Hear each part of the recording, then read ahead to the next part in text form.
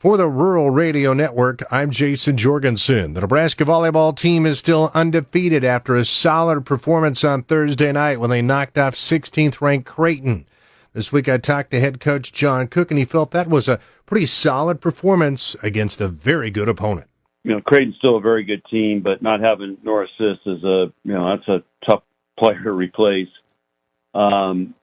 But their freshman, Destiny from Omaha, stepped up and played great. I think she was their leading hitter, and it was a very competitive match. I thought we played our best volleyball the first two games of the year against them. And then we let Creighton kind of get back in it and take it to us a little bit and win game 3. And then I thought we responded really well in game 4. But, they're a very good team, and it was a great environment. And, looking back on the week, I've learned all this after the match, but basically in 7 days, 4 attendance records, were broken. One was obviously the world record for volleyball, the all-time record for Memorial Stadium. We broke a record, the most fans ever in Devaney. And then the fourth one they told me was Kearney. So were you there? I was there. We had 4,000 there, 4,003. So, we kept the momentum going. I know. It's awesome. And so happy for Kearney. And, again, this is we're Nebraska is the epicenter of volleyball in this country. And it's, in 7 days, that's some remarkable accomplishments.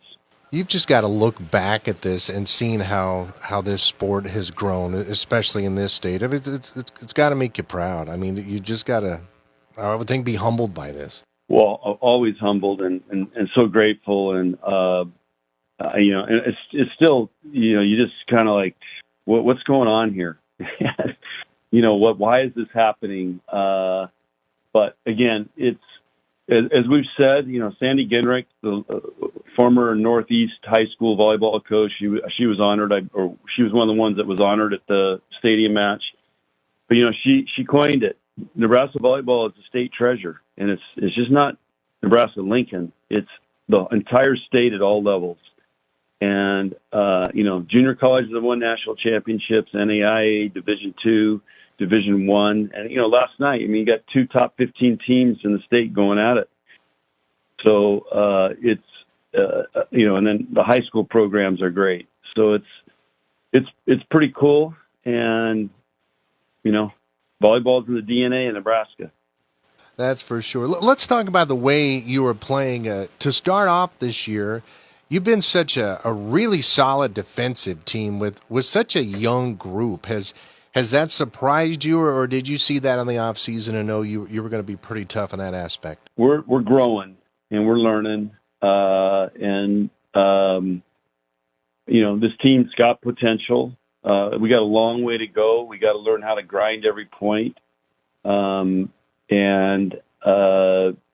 trying to develop a rhythm. But I feel like each match we take a little step up, and if you look at our we're going to start playing ranked teams every week now. So, but then I look at our, SMU just knocked off Baylor last night and beat Florida State the week before. So Utah State beat Utah and somebody else. So we played some really good teams, and, I think we're leading the nation in opponent attack efficiency, which is pretty nice. It's really early, and we're going to start playing more physical teams, but this team has shown glimpses, but we got a lot of work to do.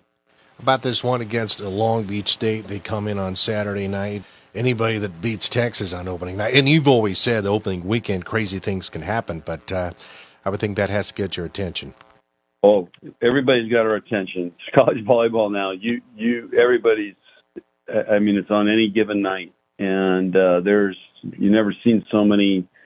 I don't know if you call them upsets anymore. LSU beats UCLA, and then, Creighton bombed LSU 3-0, but then Creighton loses to Duke, who, really hasn't done much. So college volleyball is very, very competitive across the board and getting more and more competitive. Over the years, you've certainly coached against plenty of your former players and former assistants. Tyler Hildebrand will come in. Of course, he helped you out in Lincoln during a special time. What's it like from your vantage point to face off against someone who's coached with you and you've had a lot of success with?